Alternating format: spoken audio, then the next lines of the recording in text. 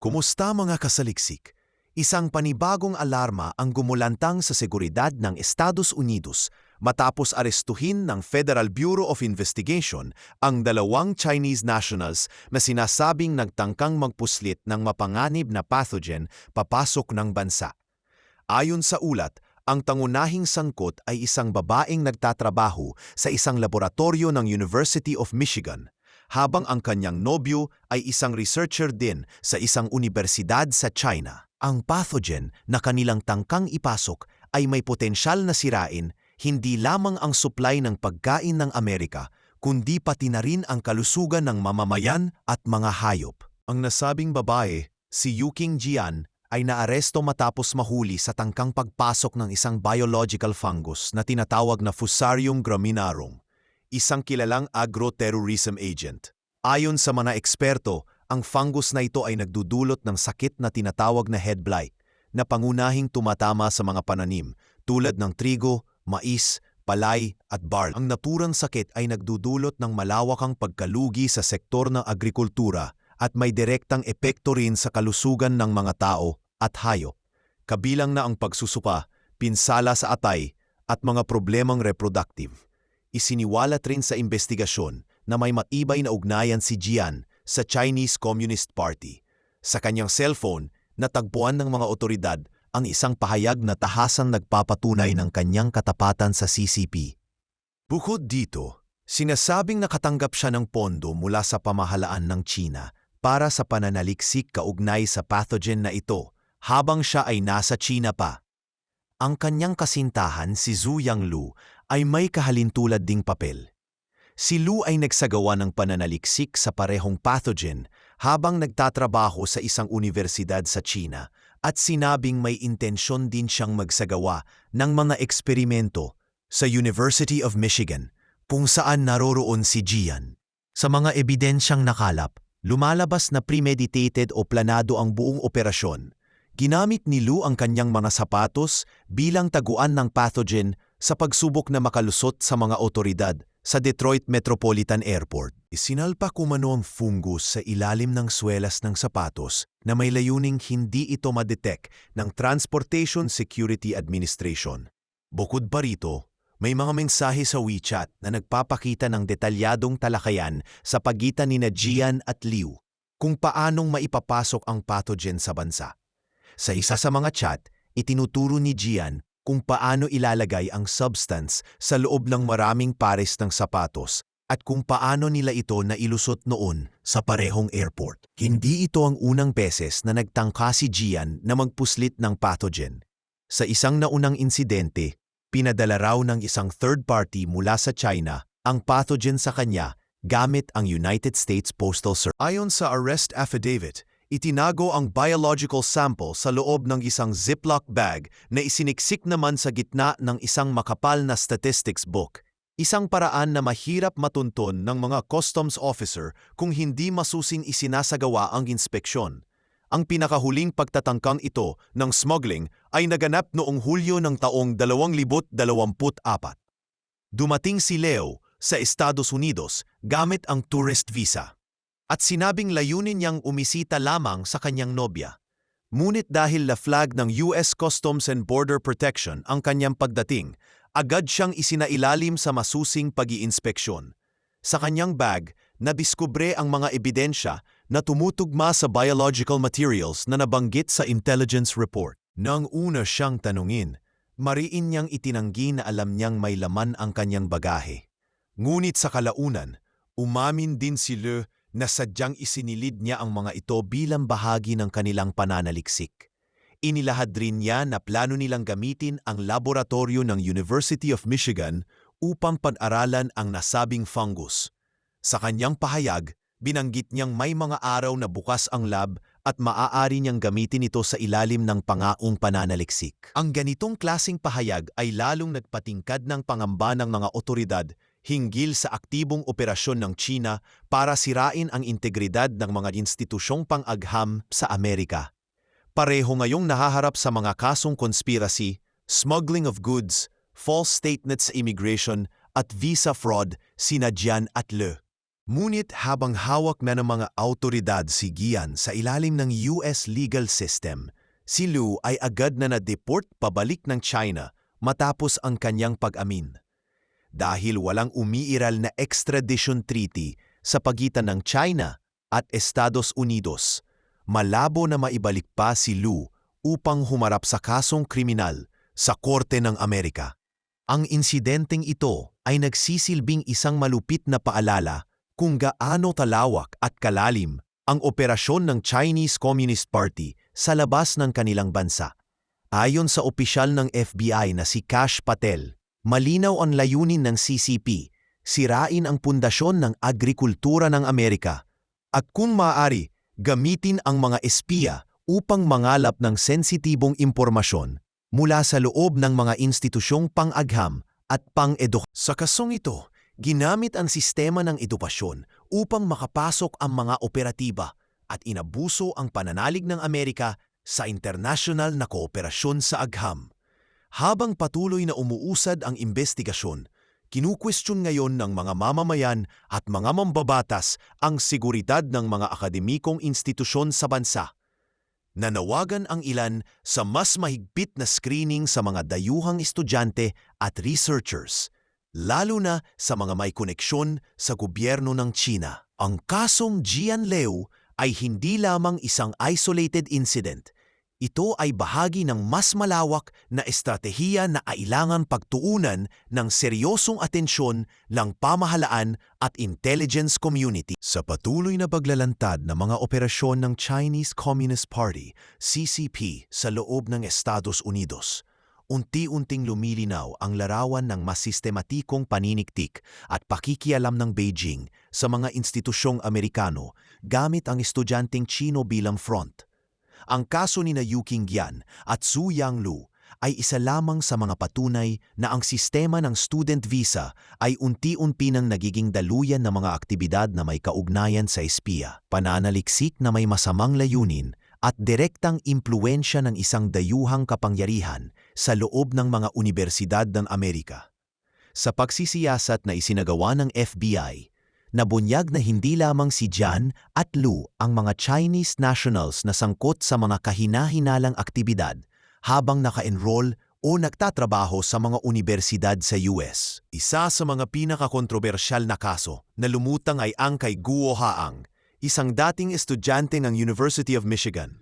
Si Haang ay nasangkot sa isang matinding eskandalo matapos madiskubreng siya ay bumoto sa halalan ng 2024 sa kabila ng pagiging dayuhan at walang legal na karapatang lumahok sa eleksyon ng Amerika. Ang pagkakadiskubre kay Haang ay nagsimula nang siya ay kasuhan ng paglabag sa batas ng Michigan dahil sa pagpapalsipika ng impormasyon sa kanyang voter registration application. Isinagawa niya ang registrasyon gamit ang kanyang University of Michigan student ID at nakaboto sa mismong lugar ng botohan sa loob ng universidad. Isang bagay na hindi basta-bastang kayang gawin kung walang gabay o suporta mula sa mga mas mataas na institusyon o personalidad. Matapos kasuhan, samantalang pinalaya si Haang sa bisa ng isang 5,000 personal bond sa ilalim ng kondisyon na hindi siya lalabas ng estado ng Michigan at isusuo ang kanyang pasaporte. Tumalima si Haang at isinuko ang kanyang Chinese passport na may serial number na nagtatapos sa 133. Ngunit sa kabila ng mahigpit na babala ng korte, matagumpay niyang nakalabas ng bansa noong ika-19 ng Enero, 2025, sakay ng Delta Flight 389 mula Detroit Metropolitan Airport patungong Shanghai. Ginamit niya ang isang ibang Chinese passport na may ibang serial number, 7137, na hindi isinaad sa orte. Ang tanong na hindi pa rin masagot hanggang ngayon ay, paano siya nakakuha ng pangalawang pasaporte habang siya ay nasa ilalim ng judicial supervision? Ayon sa mga analysts, hindi basta-basta makakakuha ng ganitong dokumento kung walang tulong mula sa mga matataas na ahensya sa China. At kung ito man ay isinagawa ng isang karaniwang estudyante, mas lalo nitong pinagtitibay ang argumento na ginagamit ng CCP ang mga student visa upang ipasok sa Amerika ang kanilang mga operatiba. Ngunit hindi lamang ang mismong mga aksyon ni Haang ang binigyang diin ng mga otoridad. Lumilitaw rin ang mas malaking tanong, bukod sa pagboto, ano pa ang ginawa ni Haang habang siya ay nasa Estados Unidos? Sa kasalukuyan, iisa pa lamang ang tiyak na kaso laban sa kanya. Ngunit mariing pahayag ng mga intelligence official na maaaring marami pang aktibidad ang isinagawa ni Haang na hindi pa natutuklasan. Ang mga pangyayaring ito ay nag-udyok sa pamahalaan ng Estados Unidos na ipatupad ang mas mahigpit na mga patakaran pagdating sa pagbibigay ng visa sa mga estudyanteng Tsino, lalo na yaong may direktang koneksyon sa CCP. Ipinahayag ng ilang opisyal sa Department of Homeland Security na pansamantalang sinuspinde ang visa ng libu-libong Chinese students na may ugnayan sa militar o pamahalaan ng China, habang hinihintay ang mas permanenteng solusyon sa isyu ng paniniktik sa loob ng akademya. Ngunit hindi rin ligtas sa batikos ang mga unibersidad sa Amerika. Ang University of Michigan, na lumilitaw ngayon bilang sentro ng maraming insidente, ay kinukwestiyon dahil sa tila pagwawalang bahala nito sa mga red flag. Ayon sa ilang insider, malaki ang kinikita ng mga unibersidad mula sa tuition fees ng mga international students, partikular na mula sa China. Sa ilang kaso, tumatanggap pa sila ng donasyon mula sa mga Chinese billionaires na may ugnayan sa CCP. Dahil dito, maraming unibersidad ang hindi agad tumutugon sa mga babala ng federal agencies tungkol sa posibleng espionage activities. Isang eksperto sa geopolitics ang nagpahayag, kapag pinagsama mo ang Chinese nationals na may intelligence obligation ayon sa kanilang batas at isang American institution na sabik sa pera, makatabuo ka ng perfect recipe for infiltration. Idinagdag pa niya na ayon sa National Intelligence Law ng China na ipinasa noong 2017, obligadong tumulong ang lahat ng Chinese nationals sa intelligence operations ng kanilang bansa kapag iniutos ng partido. Hindi sila maaaring tumanggi. At dahil sa centralized nature ng pamahalaan ng China, ang isang simpleng estudyante ay pwedeng pilitin o gamitin upang mangalap ng impormasyon. Ang masaklap pa, marami sa mga estudyanteng ito ay wala ring tunay na kalayaan sa pagpili. Ayon sa isang testigo na dating opisyal sa isang universidad, marami sa kanila ang takot lang na kapag hindi sila sumunod, ang pamilya nila sa China ang magdurusa. Hindi lahat ay voluntaryo sa ginagawa nila. Subalit sa kabila ng pagkaawa sa ilang estudyanteng tila kinokumpel lamang ng CCP, hindi maitatangging malaking banta ang kanilang presensya sa sensitibong mga pasilidad sa loob ng US. Ang mga paglabag na ito ay nagbibigay daan sa mas malawak na diskusyon sa pagitan ng pamahalaan, mga akademikong institusyon at security experts kung paano balansihin ang openness ng higher education sa Amerika sa pangangailangang protektahan ang pambansang seguridad. Muli, lumilitaw ang kahalagahan ng intelligence coordination, visa screening at estriktong compliance monitoring ng mga universidad sa mga dayuhang estudyante. Sa kasalukuyan, patuloy pa rin ang pagdinig sa Kongreso kaugnay sa mga isyong ito at hinihimok ng ilang mambabatas ang Department of Education at Department of State na maglatag ng mas konkretong pulisiya.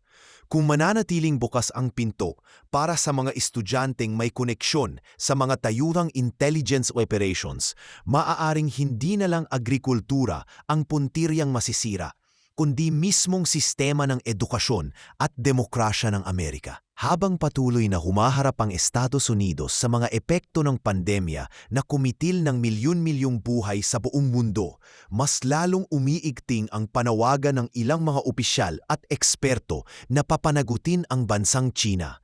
Ayon sa dating Pangulo na si Donald Trump, napakalinaw na galing ito sa Wuhan Lab. At kung may naniniwala pa ring hindi ito galing doon, niloloko lang nila ang sarili nila. Ipinunto niya na dapat ay may pananagutang moral at pinansyal ang China para sa mga pinsalang na idulot ng virus na tinatayang umabot na sa 60 trilyong dolyar sa buong mundo. Hindi naman ito opinyon lamang ng iisang lider. Mula sa mga mambabatas, abogado at mga ahensyang pangseguridad, ang pagkakakilanlan sa Wuhan Institute of Virology bilang pinagmulan ng COVID-19 ay unti-unti nang pinapalakas ng iba't ibang ebidensya. Isang malaking hakbang ang ginawa ng estado ng Missouri nang magsampa ito ng kaso laban sa China na inakusahan ng pagsisinungaling hinggil sa virus at ng panlalamang sa pamamagitan ng paghohoard ng mga personal protective equipment, PPE, sa kasagsagan ng pandemya. Ayon kay Attorney General Andrew Bailey, panahon na upang kunin natin ang dapat sa atin. Kung hindi sila makikiisa, kukunin natin ang kanilang mga ari-arian dito. Noong 2024, naglabas ng desisyon ang korte sa Missouri na pumapabor sa estado at nagtakda ng kabayarang umaabot sa 24 na bilyong dolyar mula sa China. Ngunit tumanggi ang Beijing na kilalanin ang ruling ng korte at tinawag na absurd o katawa-tawa ang buong kaso. Gayunpaman, nagpakasabay nito isang update mula mismo sa opisyal na website ng gobyerno ng Estados Unidos ang nagpapatibay sa teorya ng lab leak. Ayon sa dokumento, mayroong 5 pangunahing batayan kung bakit ang pinagmulan ng COVID-19 ay hindi natural kundi gawa sa laboratorio. Una, ang virus ay may mga biological characteristics na hindi likas na makikita sa kalikasan. Ipinapakita ng data na ang lahat ng kaso ng COVID-19 ay nag-ugat sa iisang introduksyon sa tao. Isang anomalya kung ikukumpara sa mga nakaraang pandemya na nagmula sa iba't ibang spillover events. Pangatlo, ang Wuhan Institute of Virology ay kilalang nangunguna sa China sa pananaliksik sa SARS at kilala rin sa pagsasagawa ng gain-of-function research. Mga eksperimento kung saan ang mga virus ay ginagawang mas nakakahawa o mas mapanganib sa ilalim ng laboratory conditions. Ika-4, ilang researchers ng Wuhan Lab ang naiulat na nagkasakit ng sintomas ng COVID-like illness bago pa man pumutok ang pandemya. At panlima, ayon sa mga siyentipikong pagsusuri kung talagang natural ang pinagmulan ng virus, sana ay may lumabas na matibay na ebidensya na magpapatunay nito. Subalit hanggang ngayon ay wala pa ring nailalatag na konkretong pruweba. Ang pinakakapanindig balahibong bahagi ng ulat ay ang reaksyon ng pamahalaang Tsino matapos pumutok ang balita tungkol sa virus. Ayon sa ulat, agad na sinuspinde ng China ang lahat ng domestic flights mula Wuhan patungong ibang bahagi ng bansa. Isang hakbang na maaaring nagpigil sa lokal na pagkalat ng virus. Subalit, nanailing bukas ang mga international flights mula sa Wuhan patungo sa ibang bansa. Kabilang na ang Estados Unidos, Italia at iba pang lugar sa Europa. Ipinakita nito na mas madali pang makalabas ng Wuhan patungo sa ibang bansa kaysa sa ibang bahagi ng China. Pahayag ng isang opisyal mula sa US Department of Health. Habang abala ang mga bansa sa pagharap sa paparating na krisis, tahimik namang nag-iimbak ang China ng mga medical supply. Ayon sa intelligence reports, sinimulan ng China ang agresibong pagbili ng PPEs, masks at iba pang kagamitan noong Enero pa lamang ng 2020. Habang hindi pa isinasa publiko ang lawak ng hawaan. Sa madaling salita, habang pinapakalma nito ang mundo na walang dapat ipag-alala, palihim naman itong naghahanda sa isang pandaigdigang pagkalat ng sakit. Sa gitna ng mga ganitong ulat, hindi na nagdalawang isip ang Trump administration na ipanawagan ang pananagutan ng China. Kung hindi natin pipigilan ito ngayon, uulit-ulitin lang nila ang ganitong uri ng paninira, ani ng dating Pangulo. Sa kanyang pananaw, ang mga aksyon ng China ay hindi lamang kapabayaan, kundi isang sadyang hakbang upang ilagay sa alanganin ang kalusugan at ekonomiya ng ibang mga bansa. Subalit hindi nagpapatalo ang Beijing. Matapos mailabas ang mga ulat mula sa White House at ang pagdinig sa Kongreso, agad nadlabas ang China ng kanilang tinatawag na White Paper na nagpapatutsada pabalik sa Estados Unidos. Ayon sa dokumento, may substansyal na ebidensya na nagsasabing maaaring sa US mismo unang lumitaw ang COVID-19 bago pa ito kumalat sa China. Isinangkot pa nila ang Fort Detrick Laboratory sa Maryland bilang posibleng isang akusasyong tinutulan ng mga eksperto sa Western virology. Para sa mga analysts sa intelligence community, ang hakbang na ito ng China ay isang diversion tactic. Isang pagtatangka na iwasan ang pananagutan at ibaling ang sisi sa ibang bansa. Ngunit para sa mga mambabatas gaya ni Senator Marco Rubio, ito'y hindi na nakagugulat. Ayon sa kanya, kailangang tanggapin na ginamit ng China ang krisis para sa kanilang pansariling kapakinabangan. Wala na tayong oras para sa political correctness. Kailangang may managot. Habang nagpapatuloy ang pandaigdigang diskurso ukol sa pinagmulan ng virus, lumalakas ang panawagan na repasuhin hindi lamang ang diplomatic relations sa China, kundi pati na rin ang mga batas na may kinalaman sa public health response, biosecurity at foreign accountability. Hindi na sapat ang simpleng paghingi ng paliwanag. Kinakailangan ng aksyon upang mapanagot ang mga sangkot at mapigilan ang posibleng pagsiklab ng susunod na pandaigdigang salot.